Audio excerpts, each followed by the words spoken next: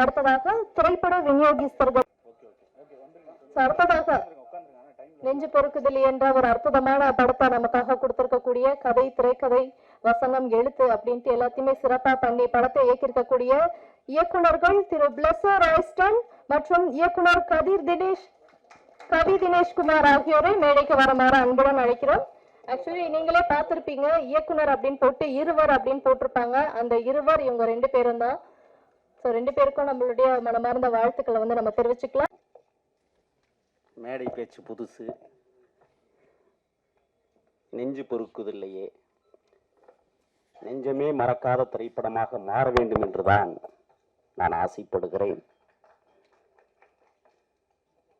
கல்லறைகளில் காலடிக்கு கீழே வைக்கிற காந்தல் மலர்கள் காற்றில் வருடுகிற போது கூட சத்தங்க காமல் உறங்குகிற உன்னத போராளிகள் எழுந்துவிடக் கூடாது என்பதற்கான மாதமாக கார்த்திகை மாதத்தில் இந்த நெஞ்சு பொறுக்குதில்லையே என்கிற திரைப்படம் வெளிவருவதை நான் மகிழ்ச்சியோடு வரவேற்கிறேன். திரைப்படத்தில் லிபியாவின் உமர் முக்தாருடைய திரைப்படம் பார்த்திருப்போம். அதில் சில காட்சிகள் இடம்பெறும். உமர் முக்தார் தனது சுதந்திர தாகத்திற்காக போராடுகிற போது படக்காட்சிகளில் படமாக்கியிருப்பார்கள். தூக்கு மேடையை ஏறுகிற போது உங்களுக்கு இறுதி ஆசை என்னவென்று கேட்பார்கள். அவர் சொல்லுவார், என் பாதங்கள் என் புண்ணிய தேசத்தில் படர்ந்து நான் சாக வேண்டும் என்று சொல்லுவார். அப்படி ஒரு நிபந்தனையை ஏற்க இயலாது என்று அங்கே இருந்த அதிகாரிகள் சொல்லுவார்கள். இருந்தாலும் அவருக்கு மரண தண்டனை கொடுக்கப்படுகிறது. அதை ஒரு சிறுவன் பார்த்து கொண்டிருந்த போது, ஐயா, நீங்கள் இந்த புண்ணிய தேசத்தில் போகப் போகிறீர்கள், உங்களுடைய கைகளிலே கிடக்கிற தடியை என்னிடம் தாருங்கள், அடுத்த கால போராட்டத்திற்கு நான் தயாராகிறேன் என்று சொன்னதைப் போல புரட்சியாளர் அம்பேத்கருடைய தடியையும் தந்தை பெரியாருடைய தடியையும் என் அரசியல் ஆசானாக விளங்கி கொண்டிருக்கிற நான் எழுச்சி தமிழர் அவர்களிடத்திலே 2 தடிகளை கொடுக்கிறோம். இந்த தேசத்தை பாதுகாப்பதற்கான தடிகளை அந்த 2 மாபெரும் தலைவர்கள் உங்களிடத்திலே ஒப்படைத்திருக்கிறார்கள். இந்த தேசத்தை மீட்டெடுப்பதற்காக களத்திலே நீங்கள் அதிதீவிரமாக களமாடுகிற நேரத்தில் உங்களுடைய விரல் நுனியை பிடித்து விடுதலை கேட்பதற்காக நானும் பின்னால் வந்து கொண்டிருக்கிறேன் என்பதை என்னுடைய எழுச்சி தமிழர் தலைவர் அண்ணன் திருமா அவர்களுக்கு நெஞ்சார்ந்த வணக்கத்தை தெரிவித்துக் கொள்கிறேன்.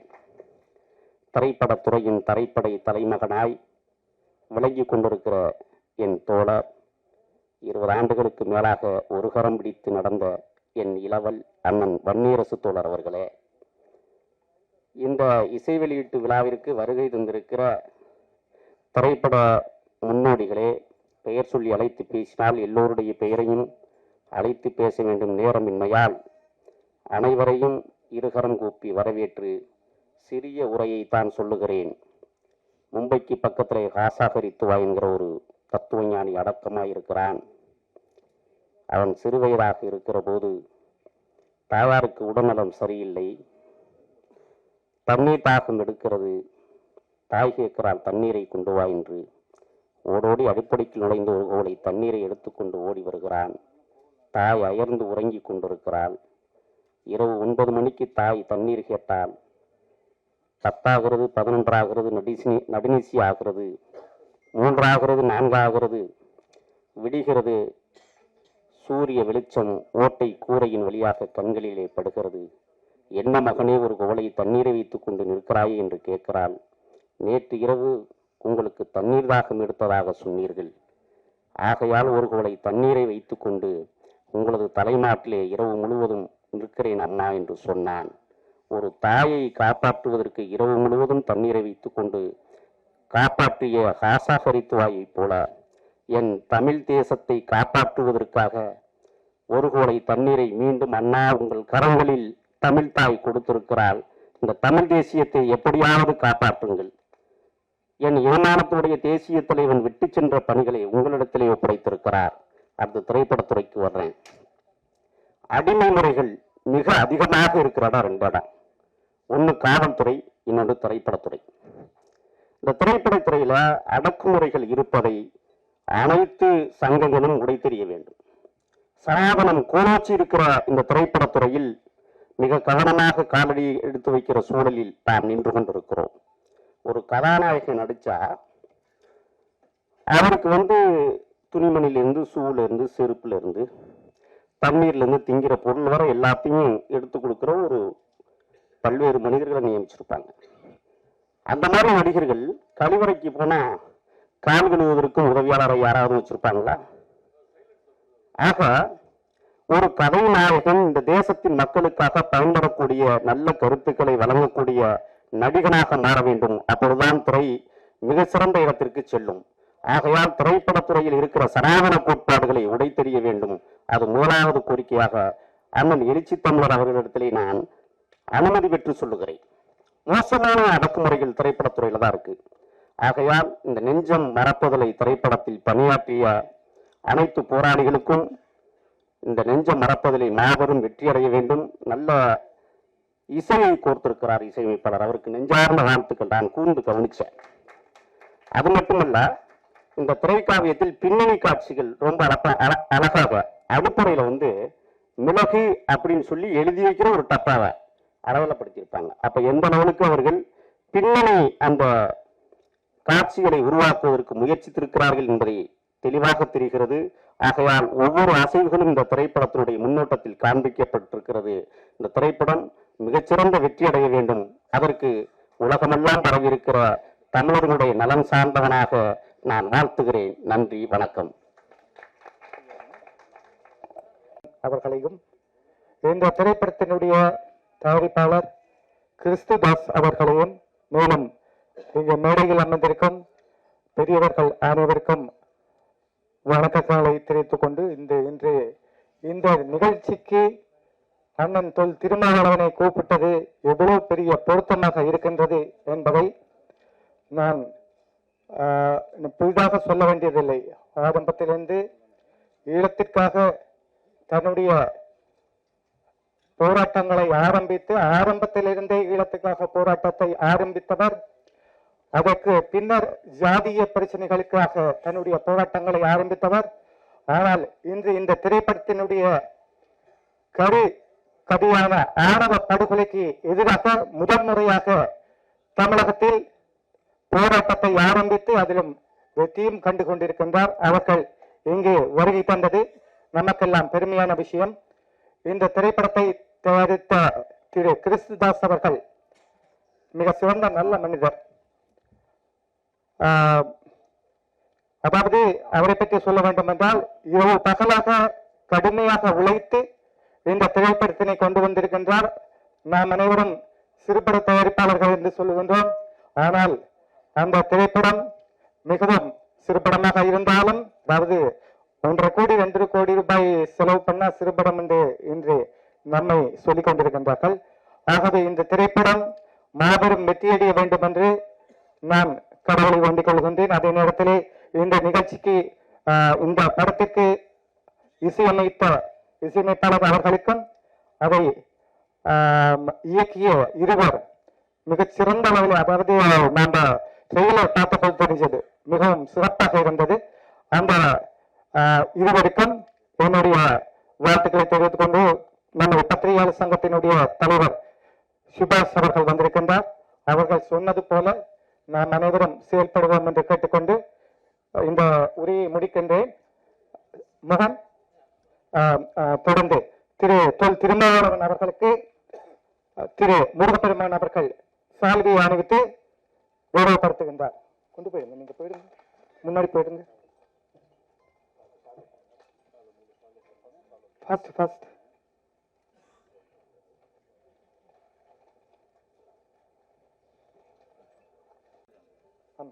டைம் இல்லை பாங்க.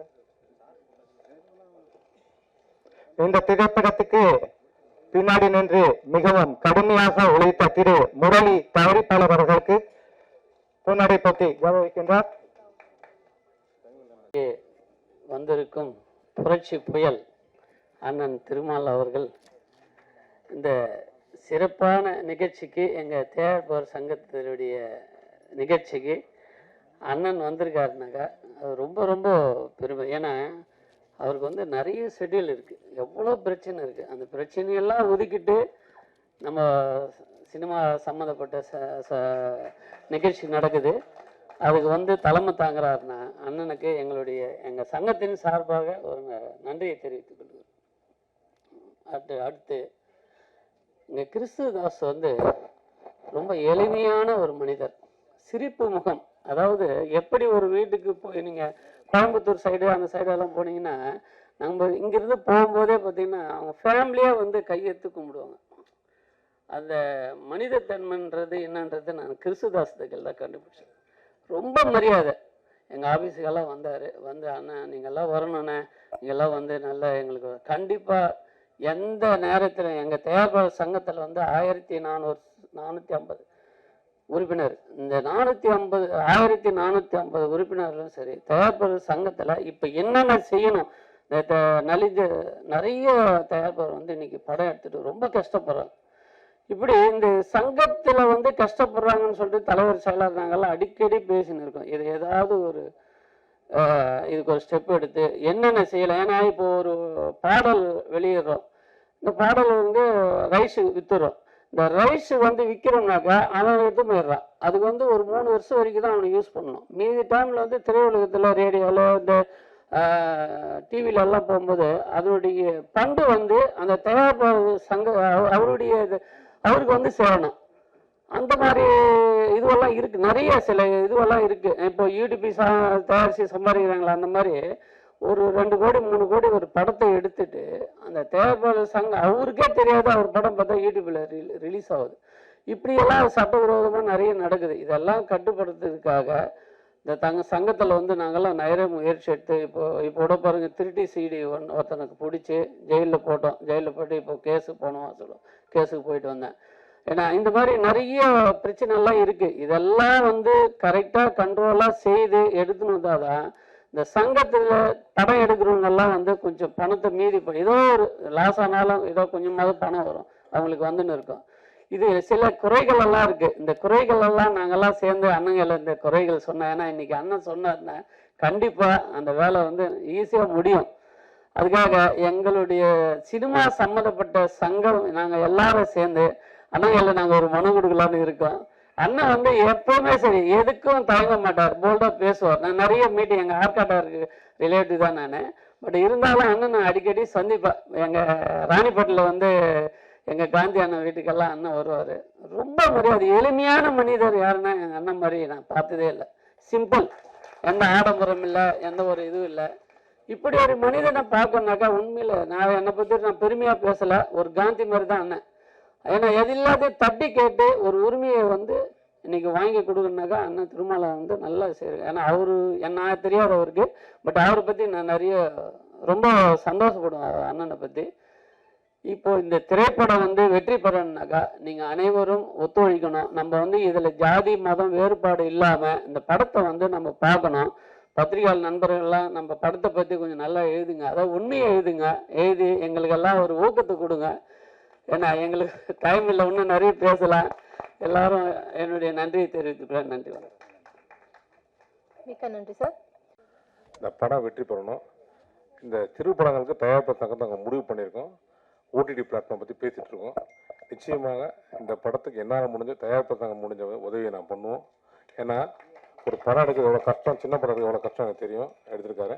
2வது அண்ணன் வெளியே போகணும், அவருக்காக அந்த படம் வெற்றி பெற வாழ்த்துறேன். நன்றி, வணக்கம். வணக்கம். படத்துடைய ட்ரெய்லர் பார்த்தோம், சாங் பார்த்தோம். அதோடைய லிரிக்கோடைய வரிகள் நிறைய இருக்குது.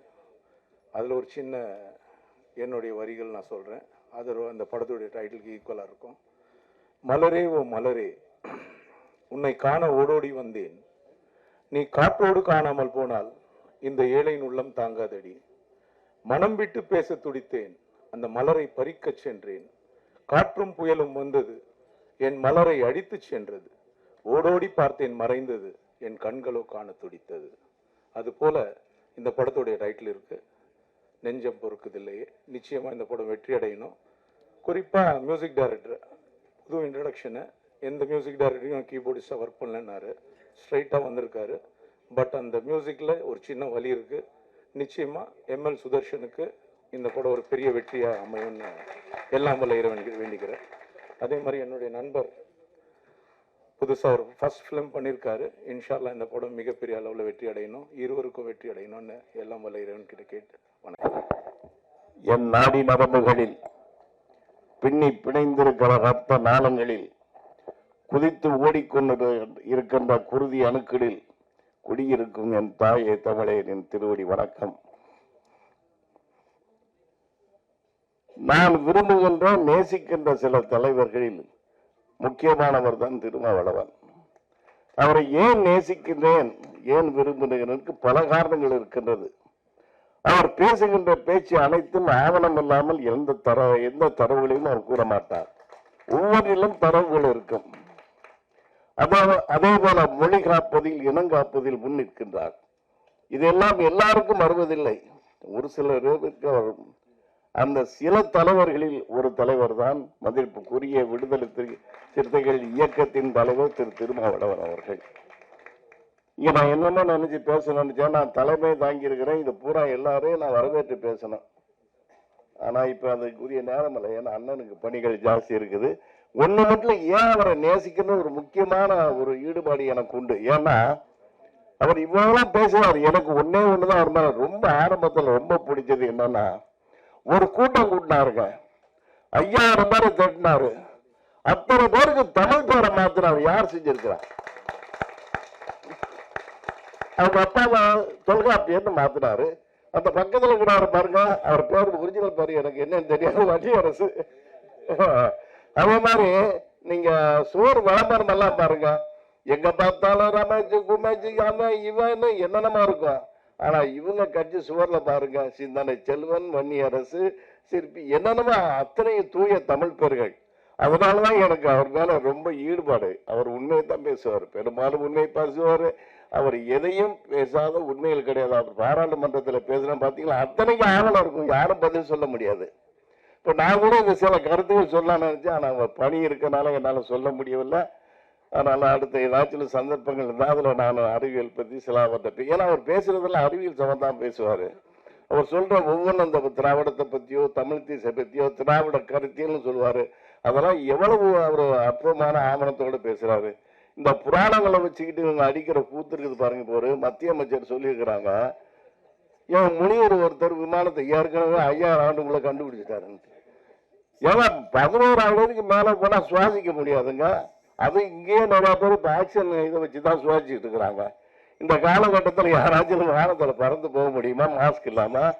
இல்ல அதுக்கான தரவுகள் ஆவணங்கள் எங்கேயா இருக்குதா? சரி, இதை விடுங்க, அவருக்கு பணி நிறைய இருக்குது. இருந்தாலும் ஒரு நம்ம சுபாஷ் ஒரு கருத்து சொன்னாரு சார், ஒன்னே மட்டும் சொல்றேன், இப்பதான் அண்ணன் சொல்லிட்டு இருந்தான், சங்கங்கள் கட்டுப்பாடும் கடமை உணர்வும் இருக்கணும். தலைவர்கள் அப்படித்தான், அதுல இருக்க உறுப்பினர்கள் அப்படித்தான். இந்த திரையுல சங்கங்கள்லாம் இவர் நிறைய விஷயங்களை செதறி அடிக்கணும்னாரு. அவர் முகிலன்னு யார சொன்னாங்க. ஆனா சங்கங்கள்லாம் செதறி கிடக்குது. ஒரு சங்கம் 2 சங்கம் இல்லைங்க, ஒவ்வொரு சங்கத்தையும் உடைச்சிட்டாங்க. இப்படி இருக்கும்போது எங்க ஒற்றுமை வருது சொல்லுங்க? நம்ம என்ன செய்யறது? அநியாயம் நடக்குது, கமலக்கண்ணன் சொன்ன மாதிரி எல்லாம் நடக்கத்தான் செய்யுது. யாரு காப்பாத்துறது? அரசியல்வாதி நீங்க திருந்தினா திருந்திவாங்க நம்மளும். இப்போ எனக்கு தெரிஞ்சு ஒவ்வொரு நடிகருக்கும் நடிகைக்கும் கூட வர ஒரு உதவியாளர்கள் சம்பளம் ஒரு கால்ஷீட்டுக்கு 60,000 ரூபாய் ஆகுது. இதை கொடுக்காதீங்கன்னா கேட்டுருவாங்களா? சம்பளத்தை குறைச்சு கொடுத்துருவாங்களா? இங்க 100 கோடினா அடுத்த 125 கோடி கொடுக்குறாங்க, நீங்க கொடுக்கணும், அதை பிளாக்ல கொடுத்துருங்கம்பாங்க. இது நடைமுறை தான். இதை போய் அவர் திருமாவளவனோ இல்லை முதல்வர் அவர்களோ இல்லது துணை முதல்வர்களோ திருத்தவங்களோ கலை உலகத்திலிருந்து வந்தவங்க தான். எப்படி கேட்பாங்க? இது நம்ம தான் முதல்ல திருந்தணும் என்று நம்ம பணம் வாங்காம ஓட்டு போடுறோமோ அன்னைக்கு தான் இந்த தயாரிப்பாளர் சங்கமும் நம்ம தொழில்துறையும் நல்லா இருக்கும். நம்ம பணம் வாங்கக்கூடாது, ஏழைப்பாளைகள் வாங்குறத வச்சு விட்டுருங்க. ஒரு தயாரிப்பாளர் வந்து யாரு பணம் கொடுத்து பணம் நம்மளே போய் பணம் வாங்கிட்டு ஓட்டு போறோம். இது எங்க போய் சொல்றது சொல்லுங்க? இப்ப சமீபத்தில் இப்ப பாத்துருக்கீங்க, எவ்வளவு ஒரு கல்யாணங்கிறது, நீங்க திருமணத்துங்கிறது ஒவ்வொரு திருமணத்தில் நீங்க பார்த்துருப்பீங்க.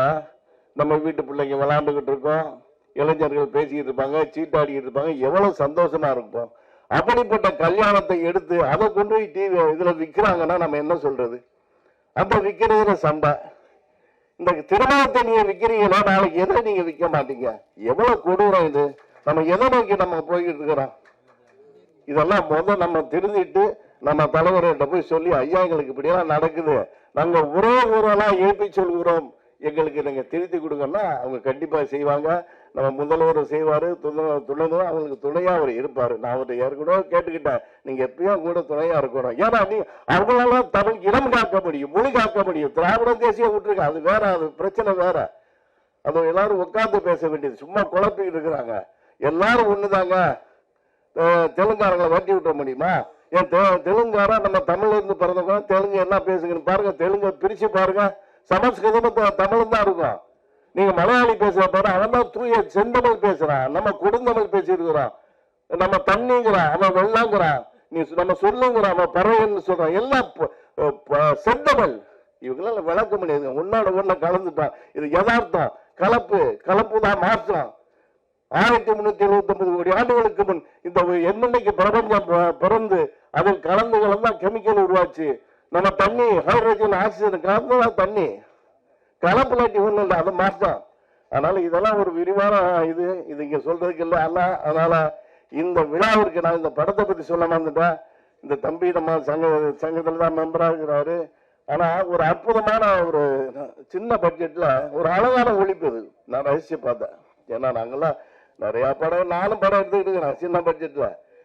எனக்கு ஓரளவு அளவுகோல் இருக்குல்ல, இதுதான் என்னென்ன கேமரா யூஸ் பண்ணிருக்காங்க எல்லாமே தெரியும். ஆனா உண்மையில அழகான ஒளிப்பதிவு எல்லாமே மியூசிக் நல்லா பண்ணிருக்கிறாங்க. அதை விட நடிகர்லாம் அந்தந்த கேரக்டருக்கு என்ன தர்ம சங்கடம்னா எத்தனையோ பேர்ட்ட சொல்றேன், என் வயசுக்கு ஏற்ற கேரக்டர் பண்ணுங்க அப்படின்னா கேட்க மாட்டேன். நான் 45 வயசுல ஹீரோவா நடிக்கிறான், நான் போய் இப்ப ஹீரோவா நடிக்கலாம், ரஜினி நடிக்கிறான், 2 டை அடிச்சுட்டு போய் நடிக்கவா? நானே ஜமீன் கோட்டை இந்த படத்துல ஹீரோ நடிச்சு பெரிய வெற்றி அந்த படம். ஆனா நான் அந்த பொண்ணை தொடக்கூட மாட்டேன். ஏன்னா எனக்கு அப்போ வயசு 44. ஏன்னா 44 போய் இப்போ நம்ம டான்ஸ் ஆடுறது, பொண்ணை போய் தொடர்றதுன்னு தொடவே இல்லை ஹீரோயினியா. ஒரே ஒரு இடத்துல நான் தாலி கட்டுவேன், அவ்வளவுதான். அதுக்கேற்ற அந்த படம் பெரிய வெற்றி அடைச்சு. எந்த இடம், எந்த கேரக்டர், யாரை செய்யுது, எதை செய்யுதுன்னு சொல்லி யோசிச்சு எடுத்தா நமக்கு வெற்றி அடையும். அது மாதிரி இந்த படத்துல இது காதல் படம், காதல் மலர்கின்ற படம். நல்ல ஆளுங்களை போட்டுக்கிறாங்க.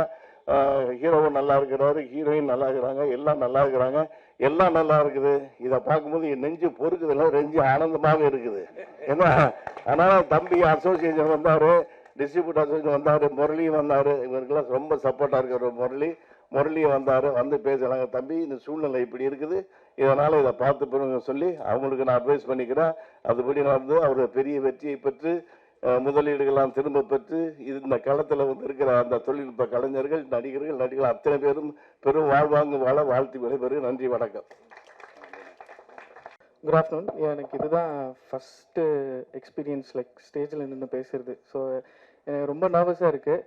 ஏன்னா இவ்வளோ முன்னாடி நம்ம ஒரு சின்ன சின்ன பாட்டு இதெல்லாம் நம்ம வீட்டில் உட்காந்து பண்ணி பார்த்துப்போம். ஆனால் இது எனக்கு ஃபர்ஸ்ட் டைம் நம்ம ஒரு பண்ண படம் இங்கே இருக்குது, இத்தனை பேர் பார்க்குறீங்க, என்ன உங்களுக்கு தோணிட்டு இருக்குன்னு தெரியல. ஆனால் எனக்கு நிறைய தோணிக்கிட்டு இருக்கு, என்ன பேசணும்னு எனக்கு தெரியல, ரொம்ப நர்வஸாக இருக்கேன். நான் முதல்ல அண்ணன் நம்ம தலைவர் திருமாவளவன் ஐயா நான் போய் பார்க்குறப்ப எங்கள் மனசில் ஓடிக்கிட்டு இருந்தது ஒரே ஒரு விஷயம் என்னன்னா, எனக்கு இதுதான் முதல்ல கிடைச்ச வாய்ப்பு. ஒரு 10-12 வருஷம் ரொம்ப கஷ்டப்பட்டு பண்ண படம் வாய்ப்பு கிடைச்சி.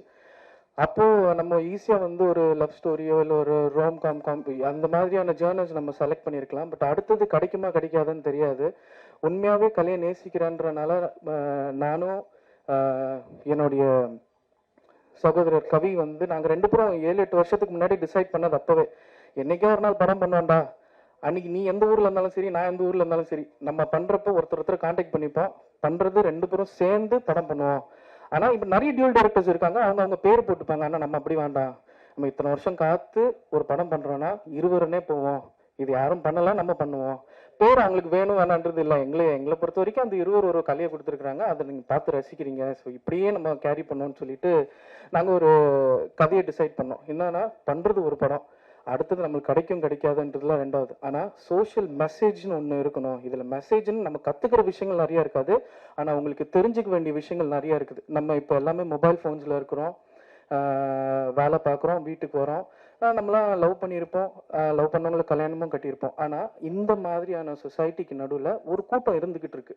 அவங்க ஒன்றுமே அவங்களுக்கு உண்டான ஃப்ரீடம் கிடைக்க மாட்டேங்குது. அவங்க லவ் பண்ணி கல்யாணம் கட்டிக்கிட்டாங்கனாலும், இல்லை லவ் பண்ணிக்கிட்டு இருக்கிறப்பவே, இல்லை லவ் சொல்றதுக்கே பயமா இருக்கிற ஒரு சில பிரச்சனைகள் இந்த சமுதாயத்தில் போயிட்டு இருக்கு.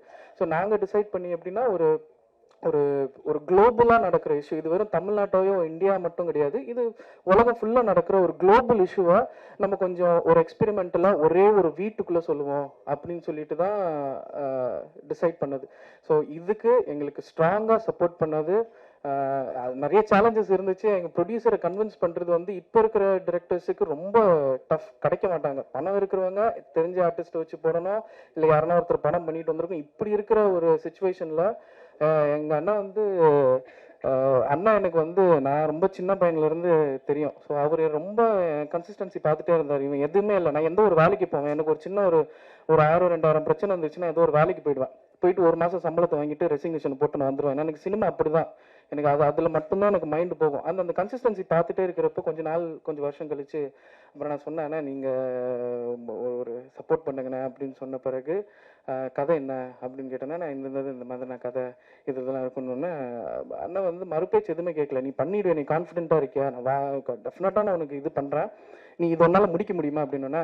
ஆனால் என்கிட்ட ஒரு சின்ன பிளான்ஸ் இருக்குன்னு, நம்ம அந்த மாதிரி பிளான்ஸ்லாம் நம்ம எக்ஸிக்யூட் பண்ணோன்னா கண்டிப்பாக இந்த படத்தை நான் யாருன்னு தெரியாது, ப்ரொடியூசர் அண்ணா இந்த உலகத்துக்கு யாருன்னு தெரியாது, இந்த கதையை நம்ம கொண்டு போகணுன்னா நிறைய பேர்த்துக்கு தெரிய வைக்கணும்னா இந்த மாதிரியான சோஷியல் இஷ்யூஸை ஹேண்டில் பண்ணுற ஒரு பெரிய பவர்ஃபுல்லான மென் நம்மளுக்கு வேணும்னு, அவங்கள நம்ம நோக்கி போனோம் அப்படின்னு சொல்லிட்டு படம் முடிச்சுட்டு சப்போர்ட் பண்ணிட்டு வந்தாச்சு. அப்புறம் அண்ணன் வந்து எங்களுக்காக நம்ம எப்படின்னா வெளியே போயிடணும், போகிறது தாண்டி இந்த கதை இந்த மெசேஜ் வந்து மக்களுக்கு போய் சேரணும்னு சொல்லிட்டு எங்களை விட்டுட்டு 2 மாசமா சென்சர் வந்துட்ட பிறகு அண்ணனை கான்டாக்ட் பண்றதுக்கு அவ்வளோ முயற்சிகள், அங்கே நிறைய முயற்சி பண்ணோம். ஃபைனலா அண்ணன் வந்து நம்ம தலைவரை மீட் பண்றப்ப எங்களை கூட்டி போனப்ப நாங்கள் சொன்னோம், உங்களை வச்சுதான் இது பண்ணணும் அப்படின்னு சொல்லி இந்த ஃபங்க்ஷனுக்கு அவங்க ஆக்சுவலி ஒத்துக்கிட்டாங்க. அந்த கான்செப்ட் அந்த மாதிரி பேர். இதில் நான் சீக்கிரம் முடிச்சுக்கிட்டேன் 1 minute. எனக்கு என்னன்னா இந்த படத்தில் எனக்கு ரொம்ப பெரிய சப்போர்ட் வந்து கவி. நான் எப்படியோ அப்படிதான் அவன். ரெண்டாவது எனக்கு ரொம்ப பெரிய பலம் வந்து அப்துல், எங்கள் படத்தோட கேமராமேன். இந்த படத்தில் நடித்தவங்களும் வேலை பார்த்தவங்களும் எல்லாருமே டெபியூ தான். யாருமே இதுக்கு முன்னாடி ஒரு படத்தில் அந்த டெக்னீஷியனாக ஒர்க் பண்ணது கிடையாது. அசிஸ்டன்ஸாக ஒர்க் பண்ணி உள்ள வந்தவங்க தான். விஷுவலா அந்த பையன் அப்துல் வந்து நான் சீரியஸா அடுத்தது யாருன்னா பண்றீங்க அப்படின்னா நீங்க ஒரு டெஸ்ட் வச்சு பாருங்க, அந்த பையன் ஜெயிச்சிருவான். நீங்க என்னன்னா சொல்லுங்க, கலர் சொல்லுங்க, என்னன்னா சொல்லுங்க. நான் கூட கொஞ்ச நாள் தான் ஒர்க் பண்ணேன். பார்த்தப்ப நான் அங்கேயே சொன்னேன், என்னைக்கே ஒரு நாள் நம்ம படம் பண்ணுவோம், எனக்கு பண்றப்ப நீ தான் எனக்கு கேமராமேன் அப்படின்னு சொல்லி டிசைட் பண்ணேன். அடுத்த படமும் பிஸி ஆனாலும் சரி அவனுக்காக நான் வெயிட் பண்ணி தான் அடுத்த படம் போவேன். ரொம்ப ஸ்ட்ராங்கான பிலீவர் நான் அப்துல்க்கு, என்னோட கேமராமேனுக்கு. அடுத்தது இந்த படத்தினுடைய நாயகன் நம்ம எம்எல் சுதர்ஷன், மியூசிக் டைரக்டர். அவருக்குமே இந்த படம் புதுசு தான். நிறைய டெக்னிக்கலாக கொஞ்சம் நல்ல சவுண்ட் உள்ள ஒரு பார்ட்டி தான் அவரும் வந்து எப்படின்னா, நாங்கள் இந்த கதை அவர்கிட்ட சொல்கிறப்ப எனக்கு கொஞ்சம் அங்கங்கே சஜஷன்ஸ் கொடுத்து கொஞ்சம் ஹெல்ப் பண்ணிட்டு மியூசிக் ரொம்பவே நல்லா பண்ணியிருக்காங்க. நீங்கள் படத்தில் பாருங்கள். அடுத்தது வந்து ஆர்டிஸ்ட், என்னுடைய தம்பி, கூட பிறக்காத தம்பி மாதிரி என்னுடைய அரவிந்த். அவன் எனக்கு ரொம்ப பட்டு எங்கள் படத்தில் ஒன்றும் டைம் கிடச்சிச்சுன்னா நிறைய சொல்லுவேன். ஆக்சுவலி அவனை நான் ஷூட்டிங் ஸ்பாட்டில் தான் ஃபஸ்ட்டு டைம் பார்க்குறேன்னு. அடுத்தது என்னோட ஹீரோயின் சந்தியா, இது புவனேஸ்வரி, கேரக்டர் பேர் சந்தியா அப்படியே வரும். எனக்கு அவ்வளோ நான் பார்க்குறப்ப ஒர்க் பண்ணுறப்ப ரொம்ப ஆத்மார்த்தமாக அந்த கேரக்டருக்குள்ளே பூந்து தான் எல்லாமே ஒர்க் பண்ணது. எல்லாமே யங்ஸ்டர்ஸ் இந்த படத்தில். அடுத்தது வந்து காளிதாஸ், எங்களுடைய இன்னொரு சப்போர்ட்டிங்கான ஆர்டிஸ்ட். அப்புறம் நித்யா வந்து 100% ஒரு ஃப்ரெண்ட்லியான ஆர்டிஸ்ட், டைரக்டருக்கு ஏற்ற ஒரு ஆர்டிஸ்ட். அந்த பொண்ணு ரொம்ப ஃப்ரெண்ட்லி, நல்லா ஒர்க் பண்ணுவா. நீங்கள் என்ன சொல்கிறீங்களோ அந்த ஒர்க்கை முடிச்சுட்டு தான் அடுத்த வேலைக்கு போவா. தூங்க மாட்டா. விடிய 2:30 கால் ஷீட் போனது, அதை விடிய பண்ணா. ஸோ அவளுக்கும் நான் நன்றியை தெரிவிச்சுக்கிறேன். அண்ணன் மிச்சதை நான் யாருன்னா மறந்துருந்தேன்னா எனக்கு சாரி, நான் நர்வஸில் இருக்கிறேன். நம்ம தனியாக பேசுகிறப்ப வேணா கேட்டுங்க, நான் எல்லா டீட்டெயில்ஸும் சொல்கிறேன். எனக்கு இந்த வாய்ப்பு கொடுத்ததுக்கு ரொம்ப நன்றி. ப்ளீஸ் இந்த படத்துக்கு ஆதரிங்க. சின்ன படம் பெரிய படம்னு பார்க்காதீங்க. இது ஒரு கருத்தாக உண்மையாகவே பிஸ்னஸ் நோக்கி இந்த படத்தை பண்ணலை. இந்த படத்தை பண்ணது வெறும் உங்களுக்காக மட்டும்தான். அடுத்த வாய்ப்பு கிடைக்காதுன்னு தெரியல. இந்த மேடை நான் யூஸ் பண்ணிக்கிறதுக்கு ஒரே விஷயம் என்னன்னா, இதில் ஒரு சோஷியல் அவேர்னஸ் விஷயத்த சொல்லியிருக்கோம். ஸோ அதுக்காக ஆச்சு, கொஞ்சம் டைம் கொடுத்து பண்ணுங்க. Thank you so much.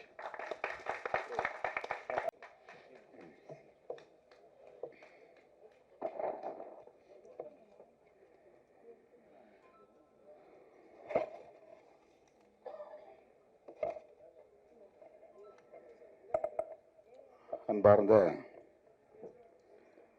நவரச கலைக்கூடத்தின் தயாரிப்பில் இருவர் பிளஸ்ஸோ ராய்ஸ்டன், கவி தினேஷ்குமார் ஆகியோரின் இயக்கத்தில்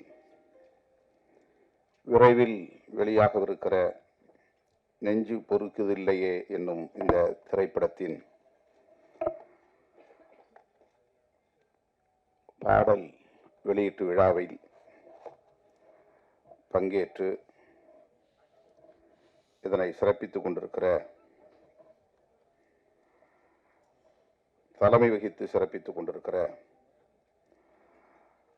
தயாரிப்பாளர்கள் நலச்சங்கத்தின் தலைவர் மதிப்பிற்குரிய அண்ணன் கலைப்புலி சேகர் அவர்களே, இத்திரைப்படத்தின் தயாரிப்பாளர் நம் அனைவரையும் வரவேற்று உரையாற்றி இருக்கிற தோழர் திரு கிறிஸ்துதாஸ் அவர்களே, இணை தயாரிப்பாளர் யோபு சரவணன் அவர்களே, நன்றி உரை ஆற்றவிருக்கிற LSC முரளி அவர்களே மற்றும் இந்த நிகழ்வில் பங்கேற்று வாழ்த்துறை வழங்கி சிறப்பித்திருக்கிற தமிழ்நாடு பத்திரிகையாளர் சங்கத்தின் தலைவர் கெழுதகை நண்பர் DSR சுபாஷ் அவர்களே, தமிழ் திரைப்பட தயாரிப்பாளர்கள் சங்கத்தின் இணை செயலாளர் திருமிகு சவுந்தரபாண்டியன் அவர்களே, விடுதலை சிறுத்தைகள் கட்சியின் துணை பொதுச் செயலாளர் தம்பி வன்னியரசு அவர்களே, திரைப்பட தயாரிப்பாளரும் இயக்குனருமான நண்பர் செந்தூரன் அவர்களே, ஊடகவியலாளர் தம்பி முகிலன் அவர்களே மற்றும் இந்த நிகழ்வில் பங்கேற்று கருத்துரை வழங்கி அமர்ந்திருக்கிற இயக்குனர் ராஜா விக்ரம் அவர்களே, தயாரிப்பாளரும் இயக்குனருமான VRR அவர்களே, திராவிட ஜனநாயக மக்கள் கட்சியின் மாநில செயலாளர் டாக்டர் பாஸ்கர் அவர்களே, நடிகரும் இயக்குனருமான காதல் சுகுமார் அவர்களே, இறைக்கவி நாத்தேனியல் அவர்களே, திரு கமலக்கண்ணன் அவர்களே, திரைப்பட தயாரிப்பாளர் சங்கத்தின் செயற்குழு உறுப்பினர் கமலக்கண்ணன் அவர்களே மற்றும் திரைப்படத்துறையை சார்ந்த பல்வேறு துறைகளில் பணியாற்றி கொண்டிருக்கிற ஆளுமைகளே, தமிழ் சொந்தங்களே, உங்கள் அனைவருக்கும் என்னுடைய பணிவார்ந்த வணக்கத்தை தெரிவித்துக் கொள்கிறேன்.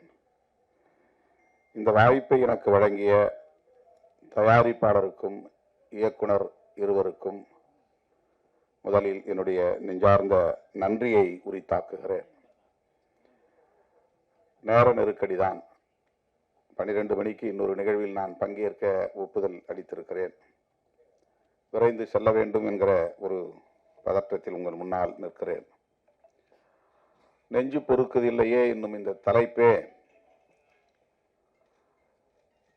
திரைப்பட தயாரிப்பாளருக்கும் இயக்குனர்களுக்கும் எத்தகைய சமூக பொறுப்புணர்வு இருக்கிறது என்பதை நமக்கு உணர்த்துகிறது. இந்த தலைப்பை தேர்வு செய்ததிலிருந்தே அவர்கள் சமூக பொறுப்புள்ளவர்கள் என்பதை நம்மால் உணர முடிகிறது. மகாகவி பாரதி எவ்வளவோ பாடல்களை பாடியிருக்கிறார். தேசிய உணர்ச்சிகளை தூண்டியிருக்கிறார். இன்னும் அவருடைய பாடல்கள் உயிர்ப்போடு இருக்கின்றன.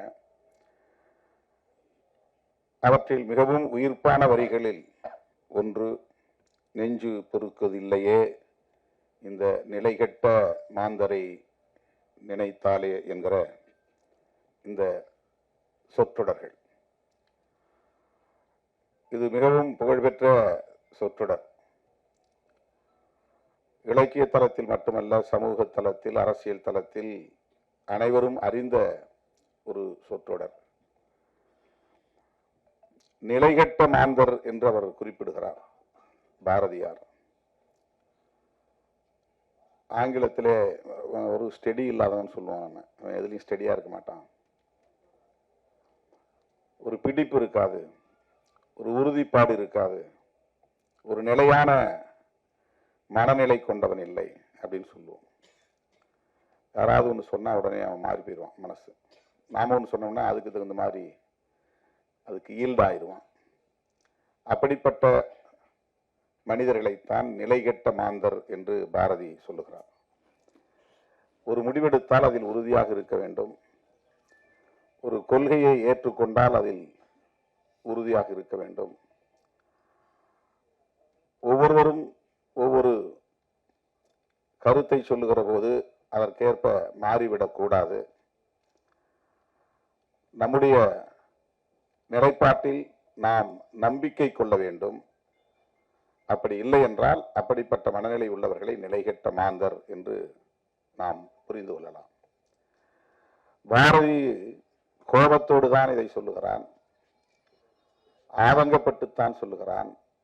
மானுட உளவியல் இப்படிப்பட்டதாக இருக்கிறதே என்ற வேதனையை வெளிப்படுத்துகிறான். எல்லா தளங்களிலும் இது பொருந்தும், வெறும் சமூக தளத்தில் மட்டுமல்ல. மனித இயல்பாக இது இருக்கிறது. தமிழர்களுக்கு மட்டுமல்ல, உலகம் முழுவதும் இருக்கிறது. அதனால்தான் பல்வேறு பிரச்சனைகளை நாம் எதிர்கொள்ள நேரிடுகிறது.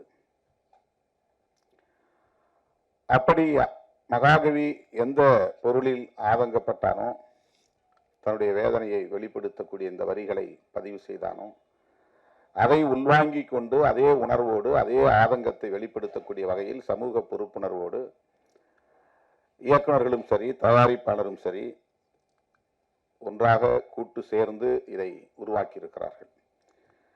இயக்குனர் பேசும்போதும் தயாரிப்பாளர் பேசும்போதும் ஒன்றை சொன்னார்கள், எங்களுக்கு எந்த வணிக நோக்கமும் இல்லை. ஒரு படம் எடுத்தாலும் அது சமூகத்திற்கு நலம் பயக்கக்கூடியதாக இருக்க வேண்டும். அது கிறிஸ்துதாஸ் அவர்களின் ஒப்புதல் வாக்கு மூலம். அதே போல இங்கே ராய்ஸ்டன் பேசுகிற போது சொன்னார், அடுத்த வாய்ப்பு எனக்கு கிடைக்கிறதோ கிடைக்கவில்லையோ, ஒரு படம் நாங்கள் எடுத்தாலும் அந்த படம் ஒரு சோசியல் மெசேஜ் கன்வே பண்ணக்கூடியதாக இருக்க வேண்டும், சமூகத்திற்கான ஒரு செய்தியை சொல்லக்கூடியதாக இருக்க வேண்டும், அதுதான் எங்களுடைய நோக்கம் என்று அவர் இங்கே தன்னுடைய உணர்வுகளை வெளிப்படுத்தினார். ஆக இந்த படத்தை தயாரித்திருக்கக்கூடிய அனைவருமே, உருவாக்கி இருக்கக்கூடிய அனைவருமே, இதில் ஈடுபட்டு பணியாற்றி இருக்கக்கூடிய அனைவருக்குமே இந்த சமூகத்தில் ஒரு முற்போக்கான மாற்றம் நிகழ வேண்டும், நல்ல மாற்றம் நிகழ வேண்டும் என்கிற ஒரு கவலை இருப்பது வெளிப்படுகிறது. இளம் தலைமுறையினருக்கு இப்படிப்பட்ட ஒரு பொறுப்புணர்வு இருப்பது நமக்கு நம்பிக்கையை தருகிறது. அதற்காக முதலில் உங்களை நான் பாராட்டுகிறேன். உங்கள் உணர்வுகளையும் உங்களுடைய பொறுப்புணர்வுகளையும் உங்களுடைய பார்வையையும் நான் பாராட்டுகிறேன். அது ஒரு நல்ல கிளியர் மெசேஜ். லவ் என்பது உலகம் முழுவதும் திரைப்படங்களுக்கான ஒரு கருப்பொருள். தமிழ் திரைப்படத்திற்கு மட்டுமல்ல, உலகம் முழுவதும் எல்லா திரை உலகங்களும் காதலை மையப்படுத்தி பல்லாயிரக்கணக்கான திரைப்படங்கள் படைக்கப்பட்டிருக்கின்றன, வெளிவந்திருக்கின்றன. இன்னும் இது கருப்பொருளாகவே இயங்கிக் கொண்டே இருக்கும். இன்னும் பல ஆயிரம் படங்கள் வந்து கொண்டே இருக்கும். அவ்வளவு பெரிய ரிசோர்ஸ் லவ் என்பது. அதை ஒவ்வொரு கோணத்தில் ஒவ்வொருவரும் பார்க்க முடியும். அதற்கு ஒரு மல்டி டைமென்ஷன் இருக்கிறது. காலத்திற்கேற்ப அதை வெவ்வேறு கோணங்களில் நாம் பார்க்க முடியும், மக்களிடத்தில் அதை காட்ட முடியும். இவர்கள் அந்த காதலை வணிக பொருளாக பார்க்காமல் சமூக மாற்றத்திற்கு பயன்படுத்தக்கூடிய ஒரு கருவியாக, ஒரு உந்து சக்தியாக பயன்படுத்த வேண்டும். சமூகத்தில் இருக்கிற யதார்த்த நிலைதான். அதை எப்படி முற்போக்கு பார்வையோடு பொருத்தி மக்களிடத்திலே வெளிப்படுத்துவது, காட்டுவது என்கிற அந்த முயற்சியில் ஈடுபட்டு இருக்கிறார்கள். காதல் மனிதன் தோன்றிய காலத்திலிருந்து இருக்கிறது. மனித குலத்துக்கு மட்டுமல்ல, எல்லா உயிரினங்களிடமும் இருக்கிற ஒரு உணர்வு அது. அது ஒரு எமோஷன், அது ஒரு சென்டிமெண்ட், அது ஒரு இயல்பான பண்பு. அது வலிந்து யாராலும் உருவாக்க முடியாது. காய் எப்படி கணிகிறது, அது ஒரு இயல்பான பண்பு, அதுதான் இயங்கியல். அதை போல காதல் என்பதும் ஒரு இயங்கியல் பண்பு, அது ஒரு டயலெக்டிக் கேரக்டர். அது யாரும் ஆர்டிஃபிஷியலாக உருவாக்க முடியாது. ஒருத்தர் வந்து நல்லா நீட்டாக ட்ரெஸ் பண்ணிட்டானாக்கா அவன் உடனே காதலிக்கப்படுவான்னு அர்த்தம் கிடையாது. ஒரு பெண் நல்ல அழகா தன்னை தோற்றப்படுத்திக் கொள்கிறாள் என்பதனால் அவளை எல்லோரும் காதலிப்பார்கள் என்று பொருள் அல்ல. தோற்றம் அதிலே முக்கியமானதல்ல. காதல் என்பது மிகவும் ஆழமான ஒரு உணர்வு, நுட்பமான ஒரு உணர்வு, அது ஒரு இயங்கியல் பண்பு. ஆனால் அது எத்தகைய பிரச்சனைகளை சமூகத்தில் ஏற்படுத்துகிறது, எத்தகைய தாக்கத்தை ஏற்படுத்துகிறது, காதலிக்கிற போது என்ன பிரச்சனைகள், காதலித்த பிறகு திருமணம் நடந்த பிறகு என்னென்ன பிரச்சனைகள், இவை எதன் பின்னணியில் நிகழ்கின்றன, இவற்றை நம்மால் தொகுத்து பார்க்க முடியாது. நாம் பிரச்சனைகளுக்குள்ளேயே ஓடிக்கொண்டிருப்போம். கலைஞர்களால் தான், படைப்பாளர்களால் தான் வெளியிலிருந்து அதை நுட்பமாக கவனித்து அதை எந்த கோணத்தில் மக்களிடத்திலே உருவகப்படுத்தி காட்ட முடியும் என்கிற ஆற்றல் உண்டு. அப்படித்தான் இன்றைக்கு இயக்குனர்கள் இதை போஸ்ட் மேரேஜ் என்கிற அடிப்படையிலே காதலுக்கு பிறகு, திருமணத்திற்கு பிறகு அவர்கள் எதிர்கொள்ளக்கூடிய ஒரு சமூக பிரச்சனையை மையப்படுத்தி, எல்லோரும் ஏற்கனவே பேசியிருக்கிறார்கள் என்றாலும் கூட ஆணவ கொலைகள் குறித்து நாங்கள் ஒரு புதிய கோணத்தில் இதை மக்களுக்கு சொல்ல விரும்புகிறோம். அதுதான் இந்த படம் என்று குறிப்பிட்டிருக்கிறார்கள். படம் பார்த்த பிறகுதான் நமக்கு தெரியும். இது ஆணவ கொலை என்று நாம் சொல்லுகிறோம். ஆங்கிலத்தில் ஹானர் கில்லிங் என்று சொல்லுகிறார்கள். ஹானர் என்பது கௌரவம் என்று தமிழ்படுத்துகிறோம். அதனால் கௌரவ கொலைகள் என்று நீண்ட காலம் சொல்லப்பட்டு வந்தது. இதில் என்ன கௌரவம் இருக்கிறது? நான் முதலில் இதை பற்றி எழுதுகிற போது இதை வரட்டு கௌரவ கொலைகள் என்று எழுதினேன். இது கௌரவ கொலைகள் இல்லை, வரட்டு கௌரவ கொலைகள், அப்படிதான் நான் அதை எழுதிட்டு இருந்தேன். இந்த ஃபால்ஸ் பிரஸ்டீஜ், இது வரட்டுத்தனமான ஒரு கௌரவம். நான் பெற்ற பிள்ளையை விட 10 மாதம் சுமந்து ஈன்றெடுத்து பாலூட்டி தாளாட்டி சீராட்டி வளர்த்த பிள்ளையை சாதிக்காக, சமூகத்திற்காக அவன் என்ன நினைப்பானோ, இவன் என்ன நினைப்பானோ, ஊர் என்ன சொல்லுமோ என்று உருவாக்கி வைத்திருக்கிற ஒரு ஈகோ பெற்ற பிள்ளையை கூட கொடூரமாக படுகொலை செய்யக்கூடிய அளவுக்கு உந்தி தள்ளுகிறது. அந்த கௌரவம் எப்படி சரியான கௌரவமாக இருக்க முடியும்? எனவே அது ஃபால்ஸ் பிரஸ்டீஜ். அது ஒரு வரட்டு கௌரவம். வரட்டு கௌரவத்திற்காக பெற்ற பிள்ளைகளை கூட படுகொலை செய்கிறார்களே என்கிற ஒரு வழி நமக்கு இருக்கிறது. அதை ஆணவ கொலை என்று இப்போது அழைக்கிறோம். விடுதலை சிறுத்தைகளின் பொதுச் செயலாளர் ரவிக்குமார் இந்த சொல்லாடலை முதலில் பயன்படுத்தினார். இன்றைக்கு எல்லோரும் நாம் பயன்படுத்துகிறோம். ஆணவ கொலை. கொலை பல வகை இருக்கிறது. மெர்சி கில்லிங் இருக்கிறது, கருணை கொலை இருக்கிறது. 100 வயசு ஆகி போச்சு, ஆனால் சாக மாட்டேங்கிறார். அவரால் எழுந்திருக்க முடியல, படுக்கையிலே மலஜலம் கழிக்கிறார், சுத்தம் செய்ய முடியல, உணவும் சரியா உள்வாங்கல, ஆனா உயிர் கிடக்கு. அந்த காலத்துல இந்த மாதிரி இருக்கிறவங்களை முதுமக்கள் தாழின்னு ஒன்று கண்டுபிடிச்சு பெரிய பானைக்குள்ள அவங்கள உயிரோட வச்சு அப்படியே மண்ணுக்குள்ள புதைச்சிருவாங்க. கருணை கொலை அது. ஏன்னா அவங்க சாக மாட்டாங்க, இயற்கையாக சாக மாட்டாங்க. அப்பெல்லாம் இந்த மாதிரி ஊசி போட்டு கொள்றது, மருந்து கொடுத்து கொள்றதுன்னு இல்லை, உயிரோட இருப்பாங்க. ஆனா ஒரு பானைக்குள்ள வச்சு மூடிடுவாங்க. இன்னைக்கும் கிராமப்புறங்கள்ல ஒரு கருவாட்டு காட்டுக்கருவைன்னு நான் சொல்லுவேன். இந்த பக்கத்தில் என்ன சொல்றேன் தெரியல, சீமை வேலை, சீமக்கருவை. அந்த காயை அரைச்சி தலையில தடவினாங்கன்னா கொஞ்ச நேரத்தில் ஒரு 2 மணி நேரத்தில் அவங்க ஜன்னி மாதிரி பிடிச்சி இறந்துருவாங்க. ஏன்னா அவங்க சாகு 90 வயசாச்சு 100 வயசாச்சு, ஒண்ணுமே பண்ண முடியல, அவங்கள வச்சு பராமரிக்கவும் முடியல. சில பேர் அதை விட ரொம்ப இளம் வயதிலே கூட அவங்கள மெயின்டைன் பண்ண முடியாது. ஏன்னா மனநலம் பாதிக்கப்பட்டிருப்பாங்க. அவங்களுக்கு ரொம்ப டிஃபரெண்ட்லி ஏபிள்டா இருப்பாங்க. மெயின்டைன் பண்ண முடியாது, பராமரிக்க முடியாது. அதை மெர்சி கில்லிங் அப்படின்னு சொல்றாங்க, கருணை கொலை. இது ஆனர் கில்லிங்.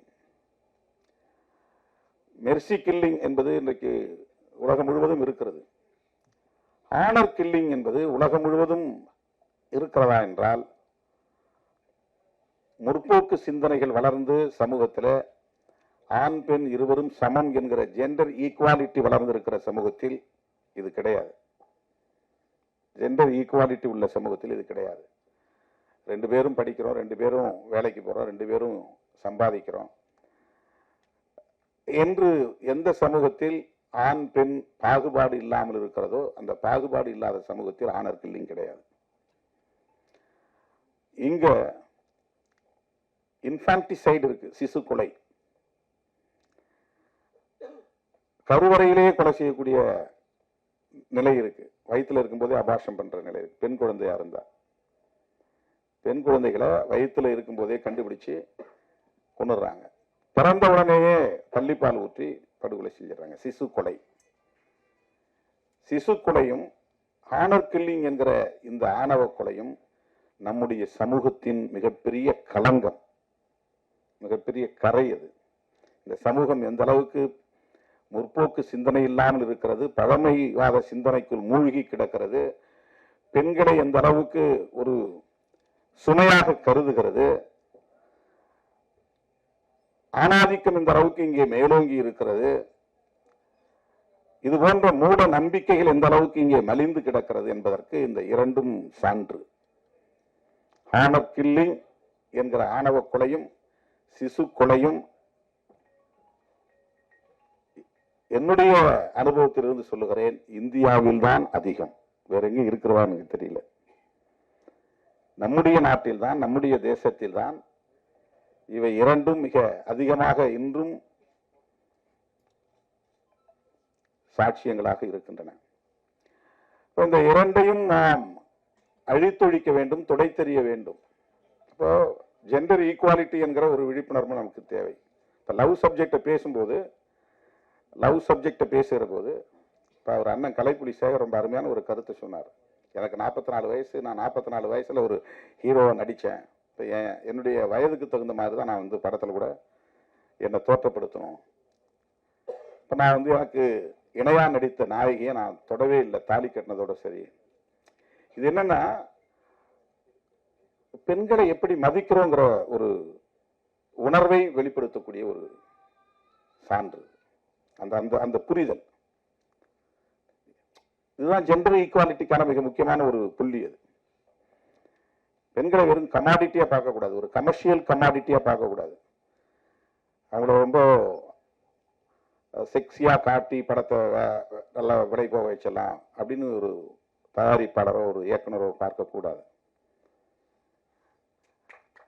கதாநாயகனுக்கு இணையானவர்கள் தான் கதாநாயகிகளும். 2 பேருக்கும் ஒரே மாதிரி உணர்வு தான், 2 பேருக்கும் ஒரே மாதிரியான சென்டிமெண்ட்ஸ், 2 பேருக்கும் ஒரே மாதிரியான டிக்னிட்டி சமூகத்தில் இருக்கு. இப்போ அதை நாம் மதிக்கணும். எந்த சமூகத்தில் ஜெண்டர் ஈக்குவாலிட்டி இல்லையோ அந்த சமூகத்தில் இந்த ஆணர் கில்லிங்கும் இருக்கும், ஆணவ கொலையும் இருக்கும், சிசு கொலையும் இருக்கும். இப்போ இதை நம்ம விவாதிக்க வேண்டியிருக்கிறது, பேச வேண்டியிருக்கிறது, உரையாடலுக்கு உட்படுத்த வேண்டியிருக்கிறது. ஏற்கனவே நிறைய பேர் ஆணர் கில்லிங்கை பற்றி படம் எடுத்துட்டாங்களே, மறுபடியும் எதுக்குன்னு இன்னும் நூற்றுக்கணக்கான திரைப்படங்கள் தேவைப்படுகின்றன. இந்த உரையாடல்களை நிகழ்த்துவதற்கு வெவ்வேறு ஆங்கிள், வெவ்வேறு கோணங்கள்ல இதை நம்ம பேச வேண்டியிருக்கிறது. இதுல என்ன, ஏன் இதை நாம வேண்டாம்னு சொல்றோம்? இப்ப பெற்றவங்களை கேட்டா அவங்க சைட்ல இருந்து இப்படி திரைப்படங்கள் சொல்றவங்க இருக்காங்க, நீ பெண்ணை பெத்து பாரு, வளர்த்து பாரு, அப்பதான் உனக்கு தெரியும். யாரும் அப்படிலாம் நினைச்சு இந்த பெண்ணை காதலிச்சா அவங்க வீட்டு சொத்து அள்ளிக்கிட்டு போலாம், அந்த பெண்ணை காதலிச்சா சாதியை ஒழிச்சலாம், அப்படிலாம் யாரும் பண்றது கிடையாது. அப்படிலாம் பண்ண முடியாது. அதெல்லாம் ரொம்ப கற்பிதம். அது கற்பிதம். காதல் இயல்பா தோன்றுகிறது, ஆனா அதை நம்மளால ஏற்றுக்கொள்ள முடியாது. ஏற்றுக்கொள்ள முடியாமல் இருக்கிறது காரணம் ஏற்கனவே இங்க இருக்கக்கூடிய சோசியல் ஸ்ட்ரக்சர், சமூக கட்டமைப்பு. ஒவ்வொருத்தருக்கும் ஒவ்வொரு விதமான ஒரு கௌரவம் இங்கே நம்ம பிறக்கிறதுக்கு முன்னாடி இங்க கட்டமைச்சிருக்கிறாங்க. நாம யாரும் விண்ணப்பம் போட்டு இந்த சாதிக்குள்ள இந்த அப்பாவுக்கும் இந்த அம்மாவுக்கும் பிறக்கணும்னு நம்ம பிறக்கல. நம்ம ஒரு சிசுவா பிறக்கிறோம், இந்த சமூகம் முத்திர குத்துது. பிறந்த உடனே ஒரு பிராண்ட், இவன் இந்த ஏரியாவில் பிறந்திருக்கிறான், அவன் என்ன சமூகத்தில் பிறந்திருக்கான், நீ இந்த சமூகம் தான். அவன் விருப்பம் இல்லாமலே அவனுக்கு ஒரு முத்திரை இந்த சமூகம் குத்துகிறது, இந்த சாதி என்று முத்திரை குத்துகிறது. சாதி தொடர்பான ஒரு கௌரவம் இங்கே ஒரு வரட்டு கௌரவம் இங்கே கட்டமைக்கப்பட்டிருக்கு. இப்போ அது உடையாம இதெல்லாம் தடுக்க முடியாது. அவங்களுக்கு ஒரு சோஷியல் இன்செக்யூரிட்டி இருக்கு. அவங்க என்ன நினைக்கிறாங்க, வேலைக்கு போறதாலும் குழைச்சி பழைக்கக்கூடியவங்களா இருந்தாலும் பக்கத்தில் இருக்கிறவங்க அக்கத்தில் இருக்கிறவங்க நம்ம குடும்பத்தை கேவலமாக பேசுவாங்களே அப்படின்னு அவங்க ஃபீல் பண்ணுறாங்க. அவங்க ஏன் பெத்த பிள்ளையை கொல்ல வேண்டிய தேவை இருக்குது, ஏன் தேடிக்கிட்டு போய் கூலிப்படையை வச்சு கொலை செய்கிறாங்க. அவங்க மத்தியில் உருவாக்கி வைத்திருக்கிற ஒரு பிரம்மை சாதி தொடர்பான, சமூகம் தொடர்பான, குடும்பம் தொடர்பாக இந்த இந்த சமூகம் ஏற்கனவே ஒன்றை உருவாக்கி வைத்திருக்கிறது, கட்டமைத்து வைத்திருக்கிறது. அது அவங்களுக்கு ஒரு இன்செக்யூர் ஃபீலிங், ஒரு பாதுகாப்பற்ற உணர்வை தருகிறது. இது என்னுடைய கௌரவ பிரச்சனை, இந்த சாதிக்காரனோட என் பிள்ளை ஓடிட்டா. ஒரே சமூகத்துக்குள்ள காதலிச்சு ஓடினா கூட அதை கௌரவ குறைவா நினைப்பாங்க. ஒரே சமூகத்துக்குள்ள, சாதி மட்டும் கிடையாது, ஒரே சமூகத்துக்குள்ள ஒரே சாதிக்குள்ள ஒரே தெருவுக்குள்ளே காதலிச்சு ஓடினா அவனை இழுத்துட்டு ஓடிட்டாவ, அப்ப கூட அவன் இழுத்துட்டு ஓடிட்டாங்க யாரும் சொல்ல மாட்டாங்க. சமூகத்தை யதார்த்தமா இருக்கிறது பெண்களை தான் இதுவா பேசுவாங்க, அவனை இழுத்துட்டு ஓடிட்டாவ. அவங்க அரேஞ்சு மேரேஜ் இல்லை, விருப்பப்பட்டு ஒருத்தருக்கு ஒருத்தர் பார்த்து சாதகம் பார்த்து பொருத்தம் பார்த்து திருமணம் நடந்தாதான் மரியாதை. சாதகம் பார்க்காம பொருத்தம் பார்க்காம ஒருத்தருக்கு ஒருத்தர் குடும்பத்தை போய் விசாரிக்காம பையனும் பொண்ணும் முடிவு பண்ணிட்டாக்கா அவ்வளவு பழியும் பெண் மேலதான் விழும். ஓடி போயிட்டா, ஒருத்தனை இழுத்துக்கிட்டு ஓடி போயிட்டா. இது சாதி விட்டு சாதி தான் நிகழ்கிறது இல்லை, ஒரே சமூகத்துக்குள்ளேயே நிகழும். எனவே இது எதனால் நிகழ்கிறது, இந்த சமூகம் நமக்கு ஒரு ஏற்கனவே ஒரு பிரம்மையை இங்கே கட்டமைத்திருக்கிறது. இதுதான் உன்னுடைய சமூக கௌரவம், சாதி கௌரவம், உன் குடும்ப கௌரவம் என்ற ஒரு நிலையை இங்கே ஏற்படுத்தியிருக்கு. அந்த அந்த மேல் கட்டுமானம் இருக்கு பாருங்க, அந்த சூப்பர்ஃபிஷியல் ஸ்ட்ரக்சர், அந்த மேல் கட்டுமானம் இருக்கு பாருங்க. இது ஒரு மேல் கட்டுமானம் தான், இந்த மாதிரி ஒரு பிரம்மையை உருவாக்கி வைத்திருப்பது. இதை தகர்க்க வேண்டுமானால் அடிப்படையில் இருக்கிற இன்இக்வாலிட்டி என்கிற சமத்துவமின்மை என்கிற அந்த பேசிக் ஸ்ட்ரக்சர் உடைக்கும். இது இது இது சூப்பர்ஃபிஷியல் கிடையாது. எது சாதி அடிப்படையிலான பாகுபாடு இருக்கிறதே அது சூப்பர்ஃபிஷியல் கிடையாது, மேல் கட்டுமானம் இல்லை, அது அடிக்கட்டுமானம். இப்போ அது உடையணும்னு சொன்னா ஐடியாலஜிக்கலா நம்ம விவாதிக்க வேண்டிய தேவை இருக்கிறது, எது சரி எது தவறு. அப்படிப்பட்ட உரையாடல்களுக்கான ஒரு வாய்ப்பாகத்தான் இந்த திரைப்படங்களை நாம் பார்க்கிறோம். அந்த விஷன் இருக்கிற இயக்குநர்களால் தான் அதை படைக்க முடியும். ஒரு ரேடிக்கல் திங்கிங் இருக்கணும், ரேடிக்கல் தாட்ஸ் இருக்கணும், ஒரு முற்போக்கான சிந்தனை என்று இருக்கணும். ராய்ஸ்டன் பேசியதிலிருந்தும் கிறிஸ்துவாஸ் பேசியதிலிருந்தும் அவர்கள் நல்ல முற்போக்கான சிந்தனையாளர்கள் என்பதை நம்மால் புரிந்து கொள்ள முடிகிறது. இதெல்லாம் பாருங்க, மதம் கடந்து ஒருத்தர் ரகுமான், ஒளிப்பதிவாளர் முஸ்லீம், தயாரிப்பாளர் கிறிஸ்துதாஸ், தினேஷ், கவி தினேஷ், ஒரு அடையாளத்துக்கு சொல்றேன். ஆனா அவங்கள்ட்ட அது கிடையாது. இப்ப நம்ம சொன்னாதான் அது புரியும். அவங்க அப்படி பார்த்து சேர்ந்துக்க மாட்டாங்க.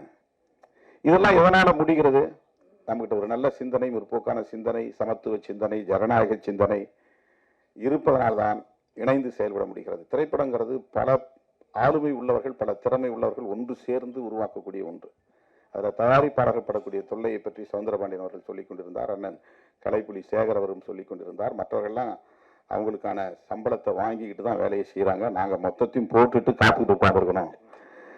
அது டிஸ்ட்ரிபியூஷனுக்கு பிறகு எங்களுக்கு கிடைச்சா உண்டு, கிடைக்கலாம் உண்டு, நஷ்டம் ஏற்பட்டாலும் அந்த நஷ்டத்தை ஏற்றுக்கிறதுக்கு யாரும் தயார் இல்லை. இசையமைப்பாளர்னா அவருக்கு என்ன தொகை கொடுத்துட்றோம், டைரக்டர்னா அவருக்கு என்ன தொகையை கொடுத்துட்றோம், ஹீரோ என்னவோ அவருக்கு கொடுத்துட்றோம், ஹீரோயினுக்கு எவ்வளவோ கொடுத்துட்றோம், எல்லாத்துக்கும் போயிடுது. அதுக்கப்புறம் தான் அவங்க வேலைக்கே வராங்க, ஃபீல்டுக்கே வராங்க. ஆனால் படம் ரெடியாகி சென்சாருக்கு போய் ரிலீஸ் ஆகி அது டிஸ்ட்ரிபியூட்டர் வாங்கி அவங்களுக்கும் தயாரிப்பாளருக்கும் அதுக்கு பிறகுதான். இப்போ இந்த பிரச்சனையை யார் பேசுறது அப்படின்னு கேட்டார். அதுக்குதான் நாங்கள் இருக்கோம். எங்களுக்கு நீங்கள் சொல்லணும், எங்களுக்கு இது தெரியாது. டிஎஸ்ஆர் சுபாஷ் சொன்ன மாதிரி இந்த பிரச்சனைகள் எல்லாம் அவர் ரொம்ப அருமையாக சொன்னார். திருவள்ளுவர் படத்தை அது பேட்டன் ரைட் பண்ணுற மாதிரி பண்ணணும். நிறைய விஷயங்கள் இன்னும் பேசப்பட வேண்டிய, உரையாடுவதற்கு உட்படுத்த வேண்டிய பிரச்சனைகள் நிறைய இருக்கிறது. திரைத்துறையிலே பிற்போக்குவாதிகளின் கை ஓங்கிவிடக்கூடாது, சனாதன சக்திகளின் கைகள் ஓங்கிவிடக்கூடாது. முற்போக்கான சிந்தனையாளர்கள் வேடிக்கை பார்க்கக்கூடியவர்களாக இருக்கக்கூடாது. என்ன கூட சில பேர் கேட்டாங்க, உங்களுக்கு இந்த அரசியலுக்கு பொருத்தமே இல்லை, நீங்க ஒரு அரசியல்வாதி மாதிரி தெரியலையே, நீங்க இதுக்குள்ள போய் சிக்கினீங்க அப்படின்னு. Well wishes. அரசு டிபிக்கல் பொலிட்டிஷியன் வந்து எப்படி இருக்கணும்னு உங்களுக்கு தெரியும். அந்த சிம்டம்ஸ் உங்கள்கிட்ட தெரியலையே. இப்போ நாம் வேடிக்கை பார்க்குறவங்க இருந்தோம்னா வெறும் சாதியவாதிகளும் மதவாதிகளும் மக்களை ஏய்க்கக்கூடிய சக்திகளும் தான் அரசியலில் வந்து எஞ்சுவாங்க. நாம் நுழைய வேண்டியது எல்லா இடங்களையும் நம்ம வந்து ஊடுருவ வேண்டி இருக்கிறது. அரசியல் தளமாக இருந்தாலும் கலை உலகமாக இருந்தாலும் எல்லா இடங்களிலும் ஜனநாயக சக்திகளின் கைகள் ஓங்க வேண்டும். முற்போக்கு சிந்தனையாளர்கள் இங்கே இயக்குநர்களாக, தயாரிப்பாளர்களாக, ஒளிப்பதிவாளர்களாக, இசையமைப்பாளர்களாக, கதாநாயகர்களாக, கதாநாயகிகளாக வர வேண்டும். எங்க ஊருக்காரர் தம்பி சுதர்ஷன் திட்டக்குடிக்காரர் முதல் படம் இங்கே இசையமைத்திருக்கிறார் என்று அறிமுகமானார். அவருக்கு என்னுடைய வாழ்த்துக்கள். நான் அந்த ஊர்ல தான் படிச்சிருக்கேன். எங்க ஊர்ல இருந்து ஏற்கனவே இன்னொரு லப்பர் பந்துன்னு ஒரு திரைப்படத்தை ஒரு இயக்குனர் உருவாக்கியிருக்கிறார். அவரும் திட்டக்குடிக்காரர். ரொம்ப மகிழ்ச்சியாக இருக்கிறது. இந்த திரைப்படம் நல்ல சிந்தனை உள்ளவர்களால் உருவாக்கப்பட்டிருப்பதனால் மக்களிடையே மிகப்பெரிய வரவேற்பை பெறும், வெற்றி பெறும் என்று நான் நம்புகிறேன், நெஞ்சார வாழ்த்துகிறேன். இந்த படம் சமூக தளத்திலும் பண்பாட்டு தளத்திலும் அரசியல் தளத்திலும் ஒரு நல்ல தாக்கத்தை ஏற்படுத்தும் என்று நம்பிக்கையோடு வாழ்த்தி வாய்ப்புக்கு நன்றி கூறி முடிக்கிறேன். நன்றி, வணக்கம்.